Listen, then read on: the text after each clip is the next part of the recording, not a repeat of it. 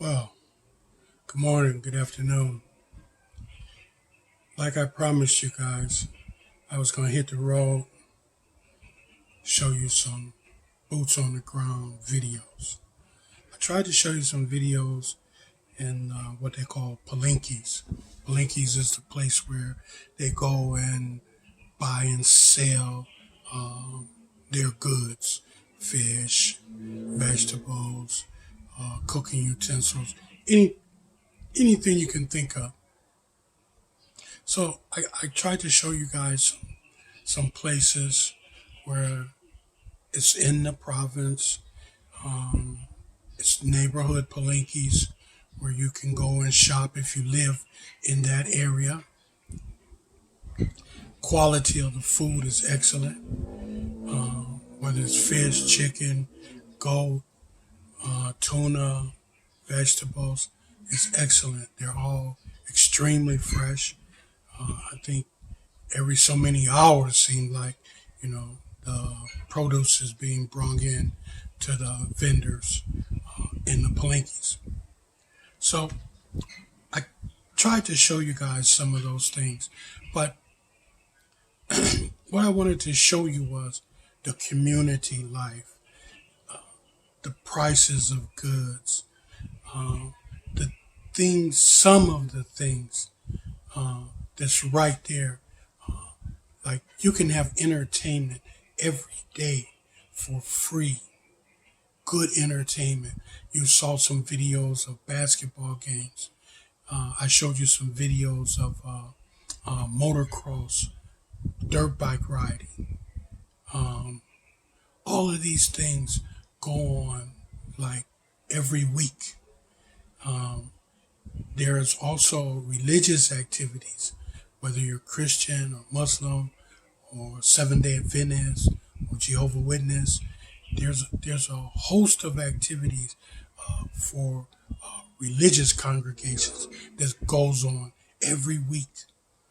I mean, the activities is like really unlimited, and I wanted to try to show you guys some of it.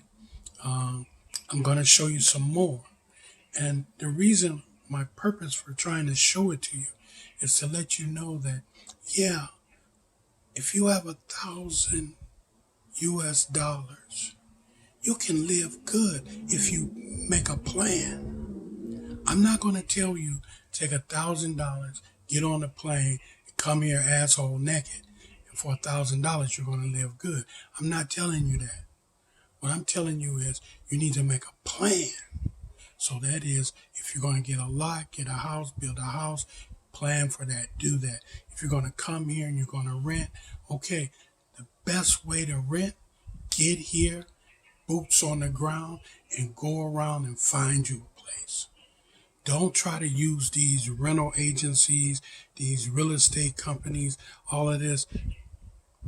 I've never found them, or no one has ever spoken highly of them, meaning that the results that you get didn't seem to be as positive as if you come here, went to the neighborhoods, and asked people, hey, do you know someplace for rent? Yeah, they know someplace. They'll take you to the owner. You'll get a good deal, rent the place right on the spot. Okay? If you're going to rent it for a year, rent it on the spot. Go back home, get your stuff together, and come on back. If you're going to buy you a place, you're a foreigner. Can't own land in the Philippines unless you have a corporation or a LLC. Then you can own a certain percentage. But you can always go to a seller and ask for a 1,000 or 500-year lease for whatever their selling price is. You can have a 500-year lease that you can say that you can give it to, the lease can be given to whomever you will at whatever point in time you want. You can sell the lease. You can do what you can sublease it. You can do whatever you want. You have to get you a lawyer and make that agreement. Okay, so those are things that you need to look into before you get here. Not exactly before you get here, but once you get here and you decide this is where you want to be, or you decide what area you want to be in, then you come here, go to that area, you see, and I've given you some videos. I'm going to give you some more videos about boots on the ground, what it looks like in the province and so forth.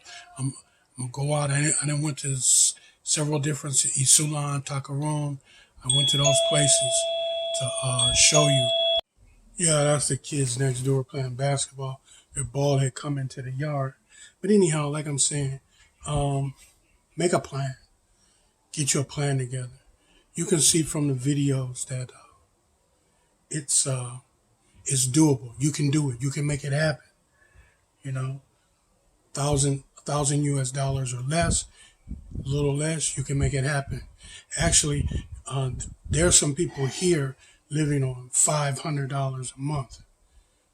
Okay, but they did some strategic planning that allows them to do that. So, like when they got here, their house was fully furnished, built, finished, everything, you know, and their expenses is less than 500 US dollars a month. So it can be done if it's what you want to do. But my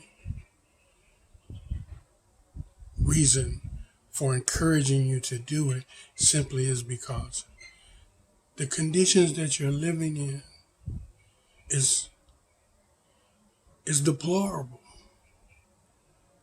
And to be honest with you, I'm going to be the one to tell you, you don't have to live like that.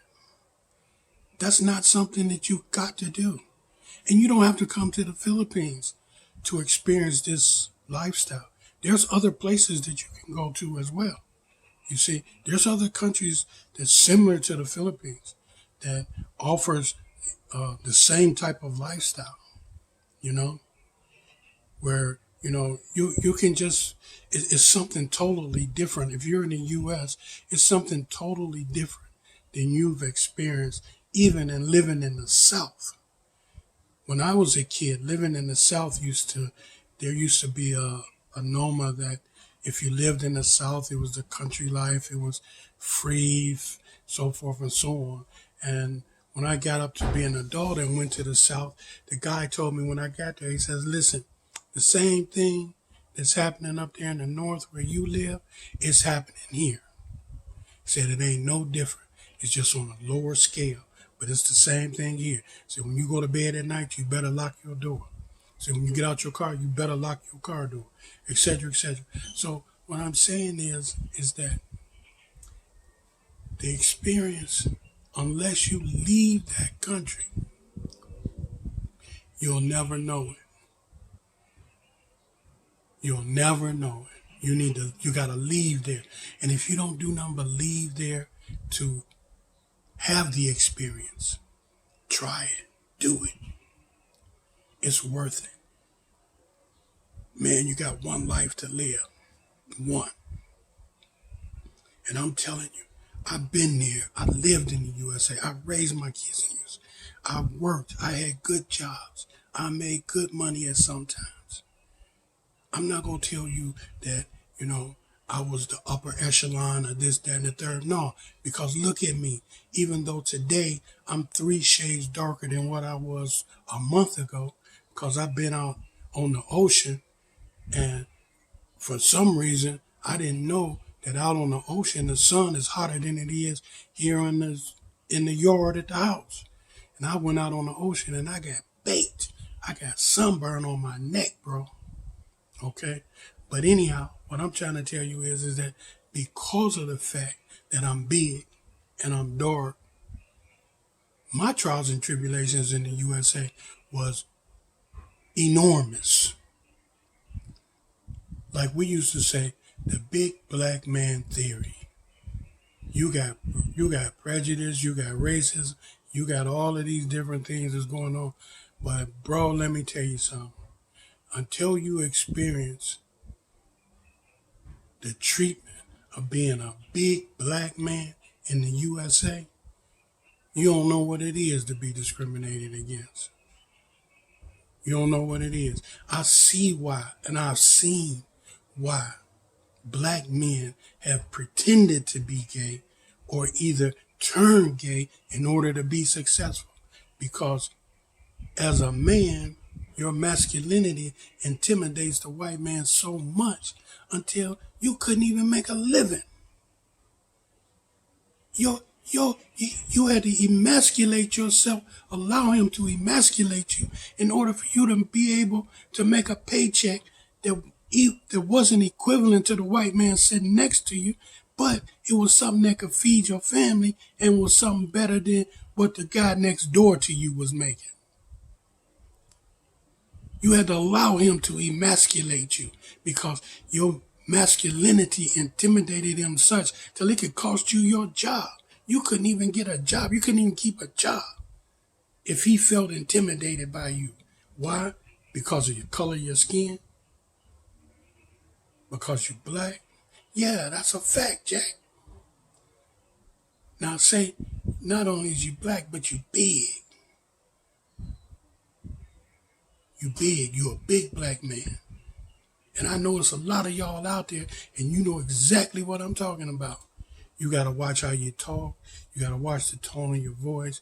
You got to watch the way you look, at them, your expressions on your face. You have to do all of that. You got to be conscious of all of that. Because any sense that he feels threatened or intimidated by you, which he will, because why? It's in his DNA of his ancestry's place in American slavery. Just like it's in our DNA, our place, in our ancestors' place in slavery. It's in our DNA. You see? We ain't just afraid of dogs because we're afraid of dogs. No, it's a history behind that. You see? Etc., etc., etc. Like they say, people do things and they don't even understand why they do them, but they do them because it's in your DNA from how you were brought up, how your ancestors was brought up, your culture. Okay? So what I'm trying to tell you is, man, come on, get a culture shock. Change, man, find, open a new horizon. Just come. I'm inviting you to the Philippines. Why? Because I'm here. I've been coming here. I've been to other places, you know. And for me, at the present time, I found this to be, what's happening. You see? And if you're from the city, if you're from the USA and you're black, you know how to make it. In the Philippines, you can make it. You ain't got to do nothing slick. You ain't got to do nothing wrong. You can make it. And the thing that I'm trying to tell you is that you can live a good life. You can wake up every morning, respect yourself, be respected. You can live like a human being. You don't have to face all those isms every day, all day. Okay? You get up, you can go outside, and you ain't got to worry about nobody shooting you down as soon as you open your gate or go to get in your car. Or you get out your car at the shopping center, you got to worry about nobody running up on you, putting a gun in your face, talking about, give me the keys. Talking about, you know what time it is. Give it up. I want everything. You ain't got, it don't happen, man. It don't happen. And the thing about it is, if you come here, just come and experience it. Even if you decide to just, do it on a 6 month, every 6 months, come in and just, tune yourself up. Tune yourself up to what it is to live the life truly as a free man. Okay? That's what I'm talking about. Living as a free man. Being able to wake up in the morning and you ain't got to go outside and worry about the white man this, the white man that, all his isms and all his so forth and so on that he done put up against you. Soon as you open your door, they slapping you in the face.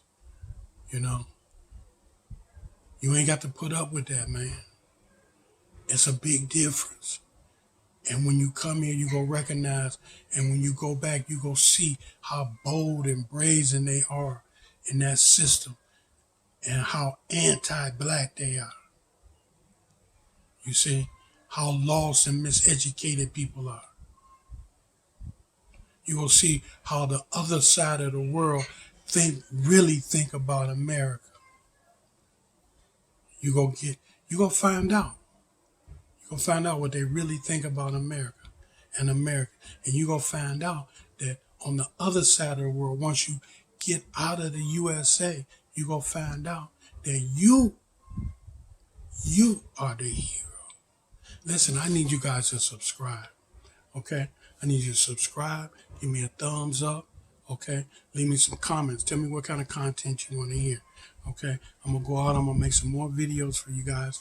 I'm going to hit you up with some more info, 411, boots on the ground, on how to get here, how to live your best life. Okay? All I need you to do, subscribe. Help me get this thing off the ground. Okay? Thank you.